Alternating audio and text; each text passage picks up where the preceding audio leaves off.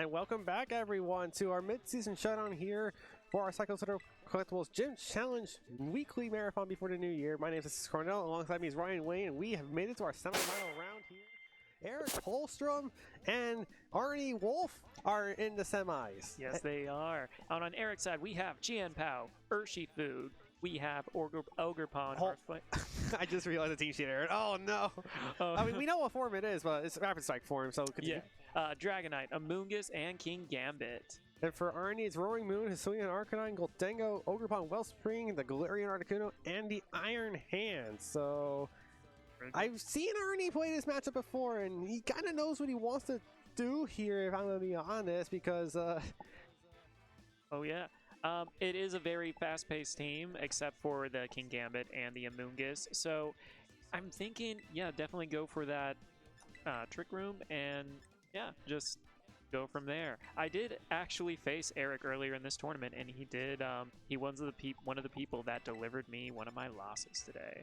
But I am excited to see that he make to the semifinals. All right, it looks like he is going for a very slow-paced team with a few priority. We got the Sucker Punch from Jian Pao as well as the Extreme Speed from Dragonite. So looks like he is ready to face whatever pace that Arnie wants to play this game.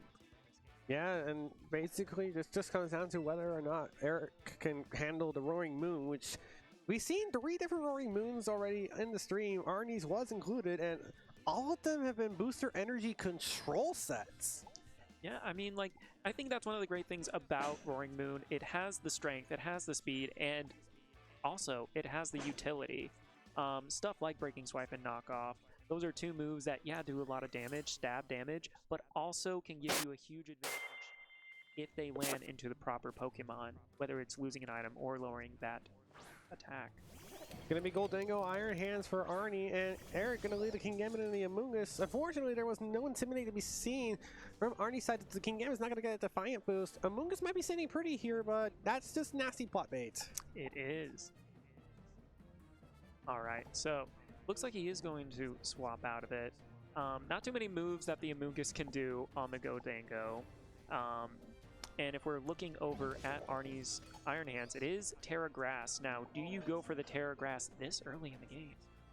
I wouldn't think so, because I think you have enough bulk to last the King Gambit and the Jian Pao in the back. Like, you could bulk mostly everything that's in play right now, because King Gambit's not doing a lot of damage because of the Dark Side not being resistant to the Dark Type, and Iron Head not being affected with Electric Type. But Arnie let me switch it out. Ooh, interesting.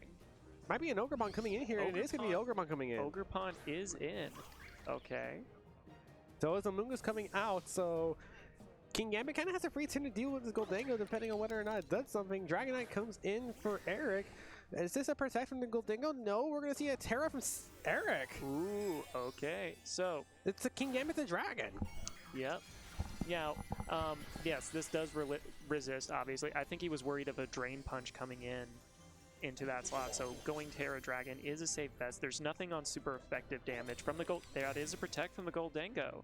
Time to see what the King Gambit did in terms of attack, and it went Kowtow Cleave into the Goldengo. All right, so basically both of them accomplished a little bit of something. One, I did say that Arnie did kind of benefit a little bit more. Got the Ogre Pond in for free. And now Arnie Terras. Oh yeah, what's going to be Terra'd here? Is it going to be the Goldengo? The Goldengo. Oh. So no more Ghost Weakness. No more Ghost Weakness. No more. My bad. No more super effective Dark type moves coming in from Erik's side into that slot. But we're getting Follow Me here anyway. So does this signal a Make It Rain coming in from the Goldengo, or are we getting a Nasty Plot here? We're getting Make It Rain. Spreading that coin, spreading the holiday cheer, and that does a decent chunk into both. King Gambit looks like one more attack might do it, and let's see, the Aerial Ace goes in to that Ogre Pond. It doesn't have much health, but this Kowtow Cleave will take it out. There we go. So is he happy? Is Arnie happy with this exchange? Losing that, it was able to get the Make It Rain off. Here comes the Roaring Moon, so we know all of Arnie's Pokemon, which is the Roaring Moon he just sent out here with a booster energy forward, a speed multiplier, and actually Breaking Swipe can't just knock out the King Gambit before it gets a Defiant boost at all, and then he has the Iron Hands in the back as well. Exactly. He can go for that Sucker Punch, at least get a little damage off, it looks like he's considering going out into that Amoonguss because a Breaking Swipe would be super effective into 2 Dragon types. So he definitely wants to preserve that Dragonite for another day. Go into that Amoonguss. Here it is. Here to avoid things coming in. Here's Sucker Punch. Oh my god, I think it went into the Goldango. It might be nasty plotting. It might be nasty plotting. Here is the Breaking Swipe, which is going to be enough to knock out the King Gambit, give Amoonguss a little bit of damage and an attack drop, and I believe this Goldango went after a nasty plot. Oh yes, it was a good move on Arnie's thing because, you know, King Gambit, not known for its speed unless it's in Trick Room, so it really depends on that Sucker Punch to give it a little bit of an edge. And one way to take away that edge, you know, go for a nasty plot. So very well done, and because of that Dragaterra typing, it made it weak to that Breaking Swipe, eliminating it. And here comes Gen-Pow for Erik, which I don't know. I mean, Sacred Sword's super effective right now, but this Roaring Moon's so fast, it just Breaking Swipes before it gets a chance to take advantage of the Sword of Ruin boost. That's going to be tough. He is able to survive at least 1 attack from it. I think it does outspeed the Goldango, so maybe erase that if it's Tailwind. So if this is Make It Rain, the Gen-Pow's just going to go down to a Focus Sash, but I believe Amoonguss may not be surviving. Probably not. And does not. And Chien-Pao will be able to get off at least 1 move. Perhaps it will avenge its fallen Amoonguss. And this is a critical moment too, because now Erik is down to his final 2 Pokemon.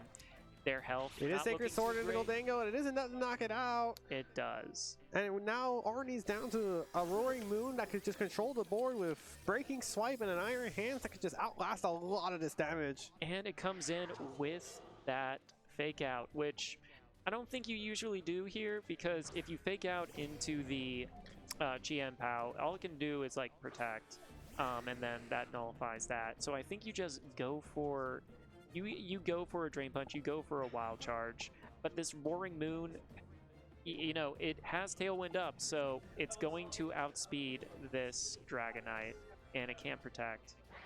So I think Arnie has taken this game. Dragonite going for the Extreme Speed into the Roaring Moon, doing that's not a lot of damage. Sucker Punch also to the Roaring Moon does half, so that's really good to know. Here comes Breaking Swipe. It will knock out the Gen-Pao. It's a double knockout, actually, and Arnie wins game 1 with a critical hit on the Dragonite. Yep, that Roaring Moon definitely going for style points there. All right. So now that is, you know, Arnie had a pretty dominant winning at the end. Iron Hands didn't really take that much damage, and he still could have taken a bit more hits with that Roaring Moon. So now the question is on Erik's side, how do I adapt from here? That's a really hard question to ask, because you're dealing with the fact that I think Arnie actually knows this matchup from his heart. Yeah, I think if it's a team you're familiar going up against, you kind of, when you're doing your pre-tournament like strategy pep talk to yourself, you kind of figure, all right, what if I run into this set? What do I do from here? And if Arnie already knows that, that puts him at a pretty big advantage. Really hard to know, because you think there's a way for you to outlast the control that Roaring Moon is just providing and the amount of damage Goldango did, but it's just so many questions to be asked here, and looking at Erik's team, I don't know if he has enough answers for everything. Yeah, it can be tough. He might just have to outsmart Arnie here. He is definitely looking at his team, finding out what his final slot should be. It feels like the Amoonguss didn't really do too much in there. Yeah, I mean, like, it's always great to have a support Pokemon, but it just didn't really leave that much of a big impact on the game. He is thinking whether or not to bring it. Alright, it looks like he is going for speed here with that Choice Scarf Urshifu. Now, it can be a bit tricky with Choice Scarf when it comes, because you have to know if you lock into Surging Strike at any time, he can bring in that Ogre Pawn with Water Absorb. Yeah, that's just really hard, because it looks like Arnie seems to have an answer for pretty much everything for the format that he basically just prepared himself for. Well, we do obviously know that his team is an inspiration from Jamie Boyd's team result in Europe, and it seems to be translating really well right now. Oh yeah. You know, that's one thing. If for people at home, if you're having struggles with team building, look at the regionals or the. That's the best way. All right, so we are going in, and we have Ogre Pawn and Iron Hands on Arnie's side, and Dragonite and King Gambit. You know, Erik going for the same lead once again.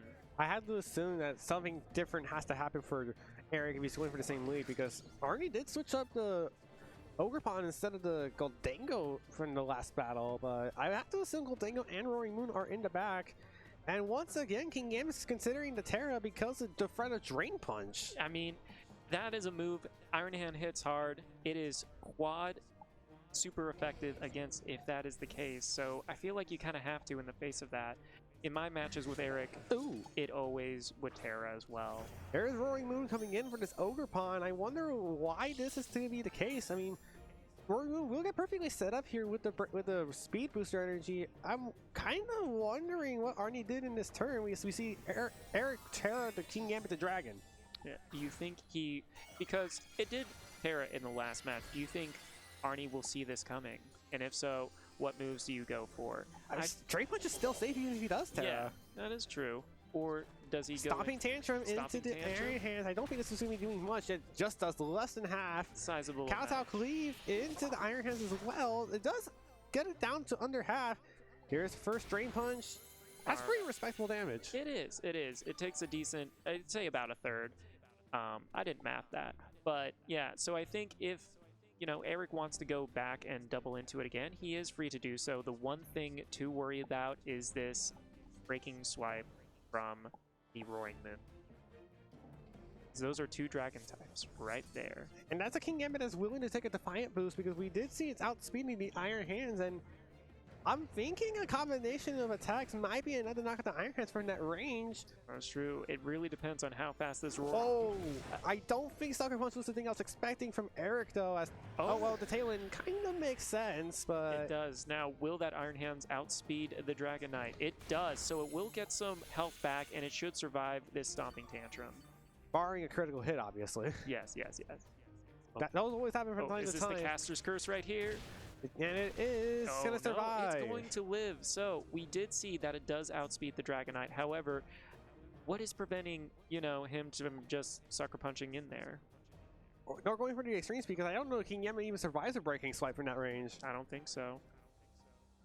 Yeah, we see Erik considering the Urshifu swapping. Like, what do you do with the King Gambit? You're being threatened by the Roaring Moon because of the breaking swipe being potentially in range.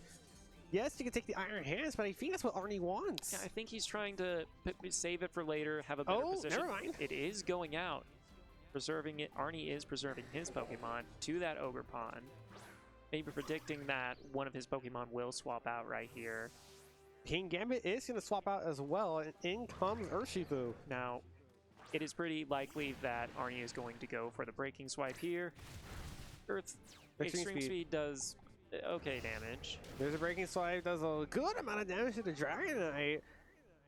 Yes, we get attack cross from both Pokemon. This will matter actually for the Urshifu, because I know Surgery Strikes can ignore crits, but you can't really go for it in front of an Ogre Pawn that can potentially just water absorb it away. Yeah, because all he has to do is press follow me and the moves go in there, which is what Arnie did last game. He did use his Ogre Pawn kind of like as a punching bag. Alright, looks like the Urshifu is going to swap out after he just brought it in. In comes King Gambit now, and this might be signaling... Oh, breaking swipe comes in again, and King Gambit did not survive. And this Dragonite, it's at, you know, -2 right now. This is not going to look too well, whatever move goes into either Ogre Pawn or the Roaring Moon. Ogre Pawn is just going to go for a Hornly, so this will be double resisted. It should be able to survive it. Yeah, that's very pitiful damage. Okay, you know, alright, at least, you know, Erik's going to get a move off right here. Not all is lost. There's an Aerial Ace. At -2, that is not a lot of damage. Yeah, if it was full powered, it would have taken it out, unfortunately. Well, here goes Gen Pow for Erik. But here's your problem. You still underspeed this Roaring Moon. Yes, that is true. Now, does he go for the Sucker Punch, or does he want to risk a move not going in if he switches out that Ogre Pawn? I think the Roaring Moon is here to stay. I think... Has Arnie used his Terra? He has not. He has not. He could go into Terra Poison, resist any ice moves that go in there. There's Spiky Shield. I did see Extreme Speed go into that slot, so I think Dragonite might be fainting from its own attack. Champa protects. And it looks like it's going to go in there. Yep. Oh, rest in peace, Dragonite.